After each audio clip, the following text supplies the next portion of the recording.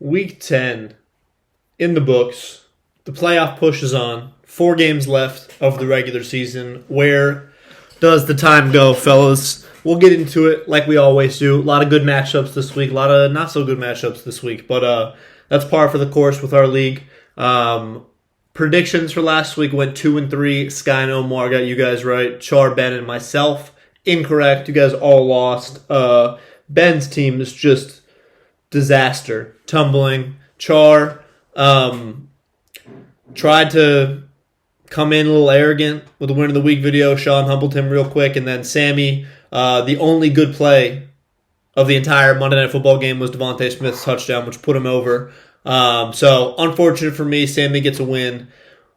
He's happy to get a win against me in our longtime series. I haven't looked up the record, but it's been lopsided. So we're happy for the boy out in Texas, Sami. This keeps you alive in the playoff hunt as well. That was a pretty big game for you. So while I'm talking about the playoff hunt, we'll do standings right quick. Sky bringing up the rear, 3-7. We got 3, 4, and 6 teams all right outside the playoff picture. In reverse order, we got Jack in 9th, Noto in 8th, Sami in 7th, and then we have 2 teams at 5-5 with Stern and Char, 3 teams at 6-4 with Chad, Sean, and Omar, and then I am still in first at 7-3. Would have been nice for sure to get a little 2-game buffer on everyone, keep that going, but it is what it is. Big week with Sean. But before we get into that, let's get into the recap from last week, shall we? Our first matchup, Noto and Sky. Sky with a decisive 40-point victory, 128-88, one of Sky's higher performing weeks of the season so far. Was still bottom half in scoring. This was a very high scoring week in general across the league. But Sky's definitely not going to be complaining with 128 points to get in the win. Who got it done for him? It was basically Trey McBride and Matt Stafford in that 4 o'clock slate. They had 27 and 26 respectively. Juwan, the waiver pickup after I dropped him, was 17. Kamara actually looks pretty good with 14 points. Debo with 12. Quinchon's been honestly pretty disappointing since Dylan Gabriel took over, I think, which was week 8 against New England. Maybe against Miami was his last good game, but it's been bad, bye, and then not great again. So, and then Tyron Tracy was fine. You know, It's been a season for Scott. It's been a season. Ravens D was 6th. That was fine. Gadsden looks to have avoided a long-term injury. He's day-to-day, but he did leave early. Obviously, the game didn't really matter at that point because Noto was our loser of the week. Only put up 88 points. Where did it all go wrong for Noto? His defense was his highest score with 21 points. 4 guys in double digits. Herbert, Bijan, Rashad White, Khalil Shakir. None of them broke 15. A.J. Brown and Garrett Wilson combined for 3 points. Garrett Wilson bangs up his knee again. He's going to be out for another few weeks. So A.J. Brown only with 3 points. Again, Devontae Smith was like the only one who did anything on Monday Night Football. That was an atrocious game that I didn't finish once I saw that Sami beat me. So he left Trevion on the bench. Pretty inexcusable, if I'm being honest. There was no one else. The Rashad White start over Trevion was bewildering to me, to say the least, with the Patriots defense being as stout as it's been against the run. But those 18 points wouldn't have made a difference in this matchup, but he wouldn't have been loser of the week. This has been a tough season for Noto for sure. He thought he was primed for a nice little playoff run. Bucky's been out. He's got no timetable for his return. Rashad White's been just okay. A.J. Brown obviously hasn't been good. At the wide receiver, 39 on the year. Garrett Wilson hasn't been good. He's going to miss more time. The only really good player left for him is Rashee Rice and Bijan. And obviously Mahomes too, but, hasn't been a good season for Corndog. Proving the narrative right that he is Jack Caruso.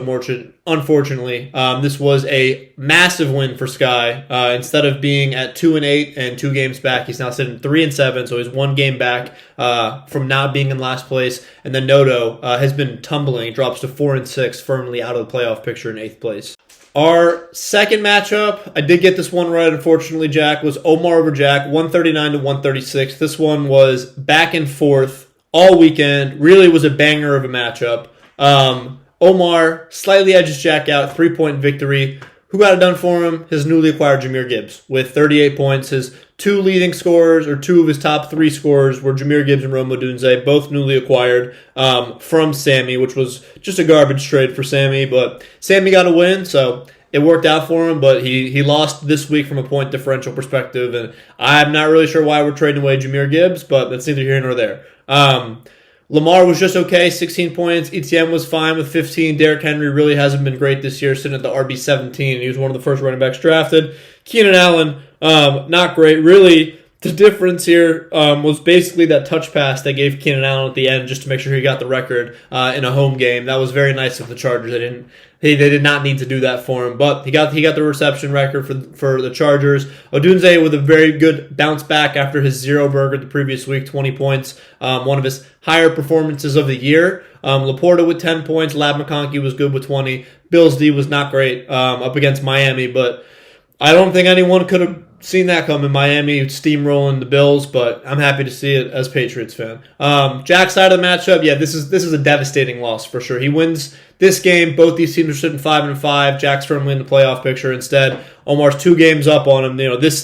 Omar's in 2nd and Jack is in 9th, and that's how close the league has been this year. It's really, there's so much parity. Why did Jack lose? Honestly, Brock Bowers. That was.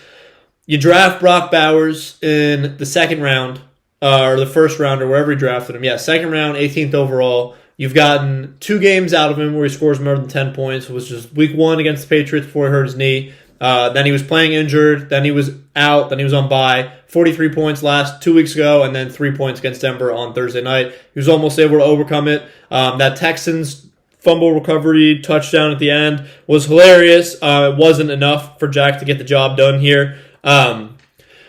Just tough sledding all around, honestly. I'm looking at his lineup. There wasn't anything he could have done. He played all the right guys. He played Devin Singletary over Chuba. That was the right call. Caleb over Baker was the right call. Darius Slayton didn't score. He scored 0.7 more points than Wandale. So, I mean, there literally was nothing Jack could have done here with his roster to have gotten a win. You just got to tip your cap and say, Omar, you fleeced Sami. Good job. But if you're Jack, you got to be real mad at Sami. I know I would be if I was him too, just trading away Jahmyr Gibbs for a 38 burger on your head. That is tough for sure. But this was a big matchup. Omar 139, Jack 136. Omar 6-4, sitting in 2nd place, and Jack drops to 4-6, closer to last place than being in the playoff picture at this juncture. Our 3rd matchup, Sean handily defeats Char, 173-134. Sean, winner of the week again. Highest scoring by 30 points. Wasn't even close to the next highest scorer. Who got it done for him? Basically everyone except his Packers players, honestly. Achane with 40, Kyron with 22, Devontae with 19, Dalton Schultz with 18, Breece Hall with 19, J-Mo with 23, and then the Jets D. I'll hand up when I'm wrong. I was wrong there. I wasn't expecting them to get 2 punt returns. I don't think any was except for Sean. That was wild. Their defense themselves was just okay against Cleveland, but they got the two touchdown returns off that. That is a pretty big swing. So more power to you, Sean. That was a great play. For every Bengals start, there is a Jets start. So I like it. That was a bold play after they traded away Sauce and Quinnen, but it sure paid off. That was a very, very good play. Obviously, that was a stinker on Monday night. Horrible game. Matt LaFleur should probably be fired out of a cannon, but he is just atrocious. 173 points, that's going to get it done most weeks, if not all of them. Char, 134. I think 5th in scoring this week, so would have gotten a win against half the league, but just a typical Char performance, really. JSN with 20, and honestly, they didn't really need him after the first quarter because the Seahawks were up by 300 points and felt that entire game with all the defensive touchdowns. Egbuka looked good against the Patriots, 23 points. Josh Allen has not been good this year. He's the QB3 from a fantasy perspective, but we all know he hasn't been good. Taking a 17-point loss against the Miami Dolphins. CMC was 17. Aaron Jones, I believe you got in the end zone. Yeah, Aaron Jones got in the end zone, 15 points. Puka was just okay with 17 points from his standards. And Tet was just fine too. The Lions D disappointed a little bit against the Commanders as well. But Char, there was nothing you could have done here. With Sean's lineup, he was going to beat you every time. He actually left points on the bench with Parker Washington over Romeo Dubes. He could have had another 16 points. Yeah, so this was a butt-kicking through and through. Char is humbled mightily after all of that smack talking in his Winner of the Week video last week about how we're going to be seeing him again. A 30-point loss, or 40-point loss, followed up that video. It is poetic, my friends. Sean, massive win, sitting at 6-4 in 3rd place, and Char drops to 5-5. The almighty Alex Charlanzio, 5-5 in 5th place. Matchup 4. Chad and Ben. Chad, bottom 5 in scoring, somehow finds a way to get it done. 121 and 93. That's been his story for the second half of the year. Below average scoring, but just grits out the wins. Who got it done for him? Tez Johnson and Alec Pierce. His double flex. Both of them look to be the correct call. Both nearly doubling their projections. I could not believe he benched Tyler Warren. I texted him. I was like, dude, what? Like, that's just crazy. Ended up being the right call. 19 to 17 points. Obviously, you got to find a way to get Tyler Warren in your lineup on most weeks. But Juwan Johnson did outperform him this week. It looked to be dire for Chad after Thursday night with Bo Nix and Cortland Sutton combining for 10 versus Stern's defense having 16. But the rest of Stern's team just didn't show up this week, honestly. Jalen Warren was just fine. Josh Jacobs was good for Chad. But on Stern's side of the matchup, no one scored more than 20 points. DJ Moore with 0. Amon-Ra was just fine for his standards with 16 points. The Broncos D was good on Thursday night with 16 points. DeAndre Swift was fine. Jalen was not very good. James Cook was not very good, which was surprising because Miami's run defense is horrible. But just tough sledding for Stern. You started 5-1, alone at the top. And you lost 4 in a row. You're currently in the last playoff spot, sitting in 6th place. Chad, nice win, gets it done. 6-4, 4th place, firmly in the playoff picture. Our final matchup was me and Sami. Sami gets a win here, 143 to 137. This was back and forth basically the whole week. Sami won. We'll do his side first. Much more balanced in scoring than my side, honestly. Jackson Dart with 26, Rico Dotto with 15, Nico with 22. I think that was his best game of the year. Yeah, this was his best game of the year. Drake London with 24, George Kittle with 23. That was a bummer for sure that I had Kittle. Traded him to Sami. He didn't really do anything. This was his best game of the year as well. DK sucked, and then Devontae Smith obviously caught that long touchdown, which put Sami over in the third quarter. After Sami did successfully reverse jinx himself, he was like, good game, Jared, you won. I knew it was coming. Everyone knew it was coming, but very frustrating to have a reverse jinx successfully pulled off against me. On my side, it basically was just Jonathan Taylor this week, honestly. Jonathan Taylor with 49. No one else top 20. We have 1, 2, 3, 4 different single-digit scores. We still almost got a win. So we basically, our whole team's just Jonathan Taylor at this point. And he's on bye this week, which does not bode well for me. So honestly, I thought I was in good shape after Thursday Night Football. There's barely any action, but the only 2 touchdowns were scored by my players, both with GNT and Troy Franklin. Colston Loveland was solid this week. Justin Jefferson, pretty disappointing this week. Sitting at the wide receiver 13 on the year. This was his worst performance of the year. He's been at least double digits every week before that. He dropped that touchdown. McCarthy just looks atrocious. So that was a bummer for sure. And then Drake May looked good against the Bucs. 18 points is solid. We'll take it. But this is a good win from Sami. A very well-rounded effort from his guys. He did leave some points on the bench, playing Jordan Mason over Demercado, which I thought was a little bit surprising with Aaron Jones being back. But it's his team, obviously. I could have won this if I played Quentin Johnson or Charbs over Pittman, but I wasn't going to bench Pittman. He was a wide receiver 6 on the year so far, so at least I made the right call with my tight end, not playing Hunter Henry this week against the Bucs. Colston Loveland obviously outscored him, but I mean that leaving Pittman in killed me. It is what it is. You can't go back and fix it. We were top 3 in scoring. Top 4 in scoring this week. Didn't come away with a dub. You're not going to win them all. It is what it is. We're still 7-3, alone at the top for the time being.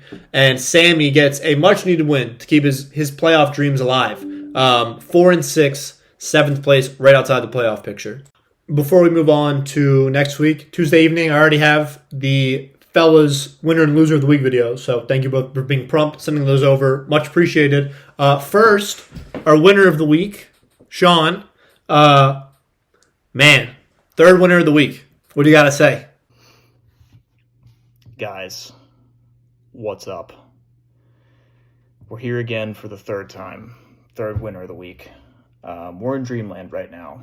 To crawl out of our 9th place preseason ranking, which I will keep bringing up, Jared. We kind of crawled our way into the butthole of this league, and now we're eating our way out. That's how I like to put it. It's nothing short of incredible. Where to start? Char was very confident. He gets winner of the week last week. He kind of sends in a little half-assed 20-second video. A lot of gloating, a lot of loose talk, and we caught him sleepwalking this week. He knows better, and he'll know better next time that this was coming after that video last week. Reality check for his guys for sure. This win was about hard work, dedication, and just good scheme fits all over the field. This was definitely our we demand to be taken seriously win. I think we do demand to be taken seriously now. Hunter Biden's legal team was unbelievable, drawing up the Jets defense with 2 touchdowns. We knew offense was going to have to be a big part today. So I got with Al-Assad before the game about how we're going to get after Alex this week, and he told me this. He said, هذا الفريق مبنى على الأعمال والجهد والتحفيز وهذا الأسبوع سننظر للعلم مع الذي بنته شركة Palantir. And that's exactly what he told me before A-Chain hung a fucking 40 spot on Char. So yeah, I mean, what else could I say? I just stood there and I was like, you know what, you got it, man. You got the keys this week. This team will continue to work hard. We'll continue to fight. We'll control what we can control. And we have another big week coming up. Big week of practice. A lot of scheme fits to be done here. A lot of things to look at because Jared's another good team, but well coached. Good front office there. So we'll just keep working. We'll keep getting after it. But we love where we are right now.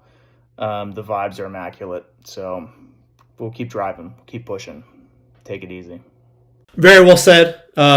Especially that, that part that I tried to Google Translate didn't work. Going to be hitting no more about what that translation was. Yes, the 9th place power ranking. I was very wrong about Devon A-Chain this year. Thought he was a little injury prone back on the Dolphins offense. That has not been the case at all. He has just been phenomenal all season. And we appreciate the respect that we get from Sean here as another well-coached team out there. We're just excited to put our best foot forward, get our best guys that are available this week out, ready for this game. On the other side of the matchup, Corn Dog, Jack Caruso Merchant. What do you have to say, loser of the week for the first time this year? Hello, everybody. It is your loser of the week here. First video of this year. Had a lot more success last year than I've been looking at this year, so really trying to see if Jack wants to trade or anybody else does, pretty much except Jared. He keeps asking me for Rashee Rice, and there's no way I trade him to him because otherwise we're going to have a repeat of what happened last year. But yeah, things are not looking good for my squad. A lot of injuries. I think I'm the most injured team out there, but honestly, the Chiefs being on bye, I think, was what really got me here. But 88 points in a double flex league is just terrible. Bijan has been kind of crap recently, so hit my line for trades on him. But, I mean, Garrett Wilson, A.J. Brown with 3. Garrett Wilson's fucking trash. Kyle Pitts, J.K. Yeah, I mean, my highest score was my defense. Shout out the Seahawks. They've actually been the number 1 defense, so I'm definitely willing to trade them for the right piece. Like Jared said, I think I've started Travion Henderson every single week except this last one, and he pops off for 150 and 2 touchdowns. So not ideal. I think this year we're struggling a little bit more than we were last year, coming off the high of last year, and now just next man up mentality. No excuses, but few excuses. So we'll keep going. I hope to not be here again. I just recently noticed that I'm in a very dangerous position for the loser of the whole thing, and I can't remember the last time I ran a mile, so I'm really hoping I don't have to do that. But yeah, shout out Jared for making all these videos. Shout out Sky for beating me. If it was going to be anybody, I'd want it to be Sky. But yeah, love you guys, and hopefully I will be seeing you on the other side of this next time. Corn Dog, first video of the year. Just a great video. Very well said, very well spoken. Some nice moments in there. Appreciate the shout out. Yeah, tough week for sure. I absolutely love that you have put the Seahawks defense on the trade block. Yes, they've been phenomenal this year. I will be surprised to see if you start them against the Rams this week. I have them in another league, and I'm not sure what to do. And yes, I absolutely have been texting him about Rasheed, and now I'm going to text you about Bijan. Now that you said that he's available, someone's going to make a trade with me. I can feel it. It needed to happen. We need some new juices in the locker room. After a loss, we always try and make some moves. But yes, loser of the week, and I do love that he's starting to realize he's closer to last place than first place right now. So we'll see. But that wraps us for week 10. We're on to week 11. What do we have in store? Week 11. We're here. We made it. 4 weeks left of the regular season. Getting to crunch time. We got some good matchups this week. Some big matchups for standings, big matchups for last place. Just big matchups in general. Let's get into it. Our first matchup, we got Sami and Jack. Sami comes in at a 2-point favorite, 134 to 132. Jack is without Olave this week. Sami is without Jackson Dart. That's going to be the biggest person is without. He just traded away Lamar, obviously thinking he could plug in Jackson Dart, who's been very good from a fantasy perspective. Obviously no longer the case with him being injured. The other QB traded for Daniel Jones on bye this week. So might have been an oopsie in that perspective from Sami, from a QB, but he does get Aaron Rodgers off waivers. That is probably a good play going against the Bengals defense, who is definitely the worst defense in the league. Rico Dowdle and Drake London, both newly acquired, both didn't practice today. Probably rest days for both of them. Nothing for Sami to panic about. But DK Metcalf, he got the sack now with Aaron Rodgers. If there's going to be a week that it's going to happen for DK, it's going to be this week. And then Devontae Smith going against Detroit. The Eagles' offense as a whole looked real bad, but he got the long touchdown earlier. All he needs is one. He's a real good receiver. Falcons defense against Carolina. Apparently, I don't know what I'm talking about with defenses. Even though most of my defensive plays have been solid this year. I did play the Falcons in another league against Carolina earlier this season. They got like 2 points. That was when they lost like 30-0. That was pretty wild. But Sami, I do think that is a good defensive play. Obviously, they may come back to bite me. But Jack, I think your defensive play is even better. Texans defense 2 on the year going against Tennessee. I bet they score a defensive touchdown again this week. Jack starting Caleb Williams over Baker again. So I'm happy to have T. Higgins, but you haven't started Baker like any of the weeks since you've traded for him. You're rocking with Caleb, so it is what it is, right? He does get Brock Bowers going up against the Cowboys on Monday. That's going to be exciting to watch for him. I think that's the only player between these matchup that is going to be left for that Monday night game, so it's going to come down to Brock Bowers, and I believe Sami has talk some smack about the Brock Bowers pick, where he was taken out at his ADP, all that fun stuff. So potentially big matchup there. Jack, he gets Javonte Williams as well. So 2 players left for Jack. It's going to come down to Monday Night Football. Jack coming off a devastating loss. Sami coming off a big win. Both these teams are 4-6. I'm not going to say this is make or break for the season, but it's about as close as you can get to it. You win, you're 5-6. You're firmly back in the mix of things from the playoff picture. You lose, you're sitting at 4-7, and then you're like a game outside of last place. So it's going to be a close one. It's going to be a close one. This one's going to be high scoring. It's going to be close. I think it's going to be Jack in this one, fellas. I think Jack gets a win here. Matchup 2, 5-5 Char versus 3-7 Sky, 5th and 10th place. These two teams have played previously. Every matchup is played previously except for the Sami Jack one. Char won in week 2, 131 to 109. And this morning I woke up thinking maybe Sky's team is on the up. RJ Harvey taking over with J.K. Dobbins going down. He gets, Woody Marks is looking pretty solid. He's taking over the backfield. I'm probably going to pick Sky to win this week. And then I look and he's playing Char. And that's pretty unfortunate for Sky, I'll be honest with you fellas.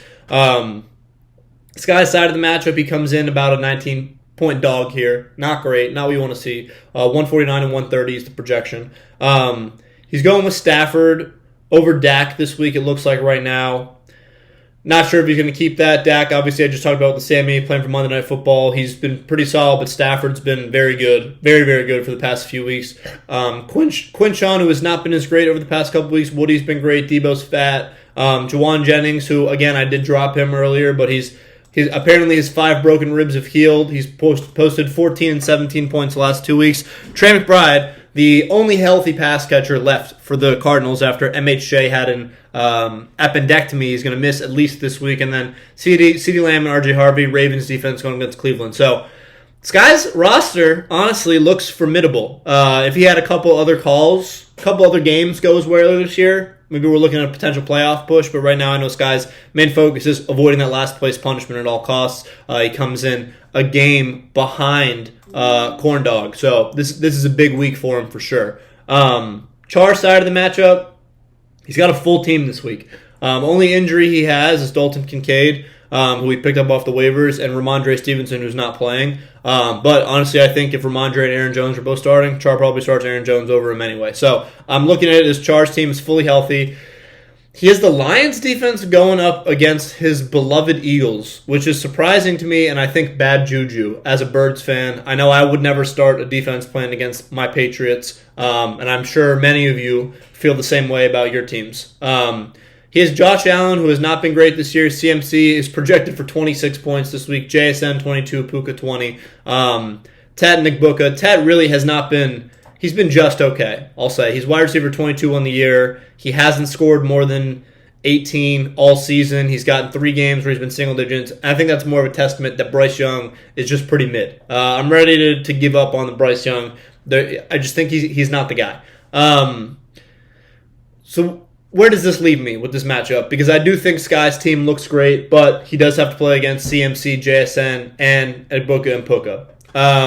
And that's a tough group to play against. But we're going to be bold. I think we're going to pick Sky to win this one. I think Char may have jinxed himself after his winner of the week video, which was bold and just frankly rude and too brash for my liking. I think Sky gets a win here. Knocks Char down a peg. Char loses this one. He's got a losing record, and he's potentially out of the playoff picture. That's all that I'm saying. Matchup 3. We got... This is a big matchup in terms of playoffs and last place picture. Corn Dog and Ben, 131 to 123. Noto comes in at about a 7-point favorite. These two teams have played previously in week 3. Stern won by a score of 171 to 139. Both these teams honestly are reeling. Stern's lost 5 in a row. Noto's lost a bunch in a row. Look, I was looking at it. Stern definitely hasn't set his lineup yet. He's got Pickens on the bench. He's got Jake Ferguson on the bench. He's going to plug those guys in. I don't know if he's going to leave the Broncos defense in going up against Kansas City. That's definitely a tough matchup. But I'm sure Stern will be setting his lineup before, especially after that buffoonery from a few weeks ago.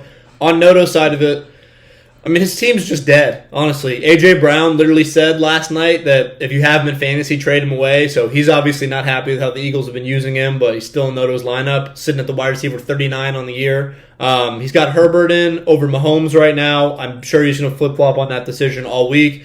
Bijan against Carolina, you got to hope he can get it going, sitting at the RB5. But honestly, past 3 weeks have not been great for him. 5, 17, and 10. That's not ideal for where you draft Bijan at, the 1-1 or 1-2 or wherever he had the draft. I think he had the 1-2 and Omar had the 1-1. He does have Trevion in the lineup, which is good. They're playing the Jets. He obviously has another week as the bell cow back with Ramondre out again, Rashad White in, but Bucky did practice in a limited fashion today, so Noto's got to hope he's getting him back. Garrett Wilson's already been ruled out. J.K. Dobbins is going to miss some time.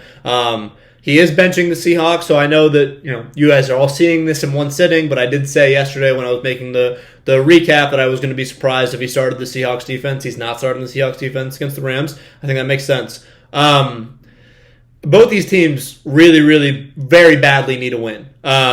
Stern, he started 5-1. I've said it a few times. Noto hasn't won in a hot sec either. It's been rough sledding for both these teams here. I don't really know who to pick. I will say, and I'll get to it, I'm going to keep talking until it comes to me. But for this matchup, I think this is going to be the lowest scoring matchup of the week. It's been tough, basically, for both these teams. With all of that being said, we're going to give it to Noto because he was a good sport. He made his loser of the week video. He's 100%. Actually, I can't even say he's 100% on setting his lineups because both these guys have not put out full lineups at one point this season, and both of them find themselves on the lower half of the league. I don't think that's a coincidence. So I'm actually going to flip-flop. I think Stern's going to win this one. Yep, it's going to be Stern.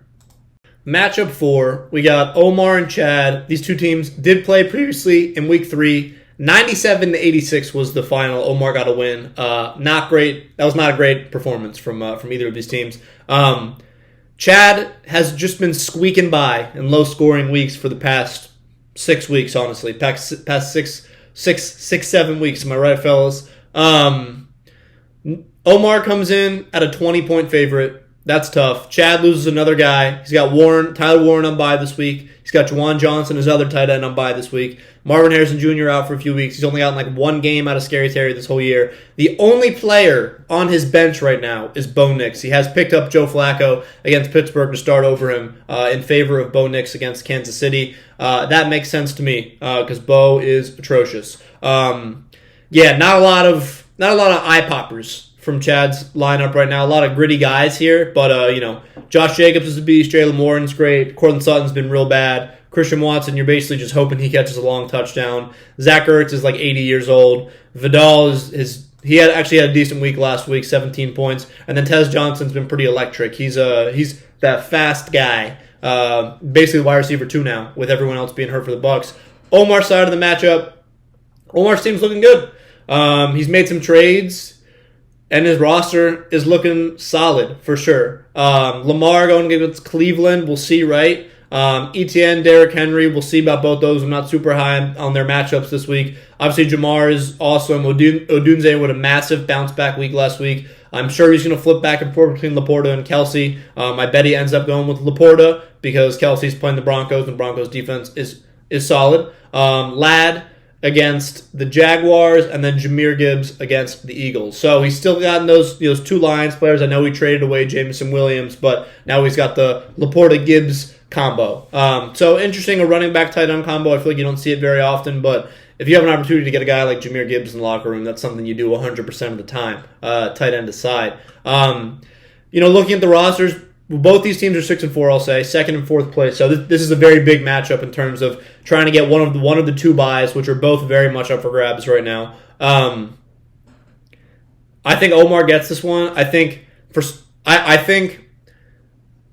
Omar gets this one. I do, however, think it's somehow going to be very low scoring, and Omar's going to be stressing out the whole week. And I could see a world where Chad wins like 95-90 because someone leaves early, or someone just has an all-time stinker for Omar. These teams could play 100 times, and Omar will win 95. I could see this being one of the 5 that Chad wins. I'm going to take Omar here, though. He is a 20-point favorite for a reason. And our final matchup, me and Sean. Sean comes in at about a 3-point favorite. He's 6-4 in third. I'm 7-3 sitting in first after a heartbreaking loss against Sami last week. We're without our best player. We're without Jonathan Taylor this week, and we're without Michael Pittman. Those have been 2 glue guys for us this season, so that's not great for us. Sean, he said it in his video. He knows we run a tight program. We're running a good front office over here. Nothing but respect for our opponent, sponsored by Palantir, our bilingual friend. He's a guy who's going to get guys to get it done in the locker room. And when I was thinking about my matchup this week, I thought, tight end, well, what would Sean do? He'd look at the matchups. He'd look at who's got that dog factor. And for that reason, I picked up Pat Freiermuth against the Bengals, who he had 29 points against them the last time he played them. The Bengals historically cannot stop a tight end. So we got in the lab. We thought, what would sponsored by Palantir do? We thought, what would Hunter Biden's legal team do? And that's what we did. So we got some new guy in the locker room this week. We got Troy Franklin off the waivers. We got some guys. We got T. Higgins back off bye. We got the Packers defense against the Giants with Jameis at the helm. I may add, a little worried he's going to throw for 400 yards, but he'll probably throw for a couple pick sixes in the interim too. So my thought process is that'll balance out. I was honestly hoping it was going to be the rush show when I saw Dart wasn't going to play. But I know Sean's probably a little annoyed I have the Packers defense, and I do apologize for that, Sean. But, we got to win. We want the bye. Sean's side of the matchup, I am very concerned about Devon Achane this week. I'm going to get ahead of that. They have the 9:30 game against the Commies this week. He's projected for 27.9 points. That is a lot of points. The most by far in this matchup, QBs included. Really, really worried he's going to drop a 40-burger on me. And then he's got Kyron and Devontae going against the Seahawks defense, who's been historically very good this year. But we'll see. That's going to be that 4 o'clock window. And then he's got Romeo Dubes, who probably will play this week, Schultz, Brees Hall against my Patriots on Thursday Night Football, and then J-Mo against the Birds. So Steelers D against Cincinnati too. So this is going to be a good matchup. I'm excited for this. I think both of our teams are probably going to outscore what our projections are. We both got some guys in the locker room. They're going to get it done. I don't know if Sean's going to, tinker his lineup a little bit. He's got Kareem Hunt projected for 10 points on the bench.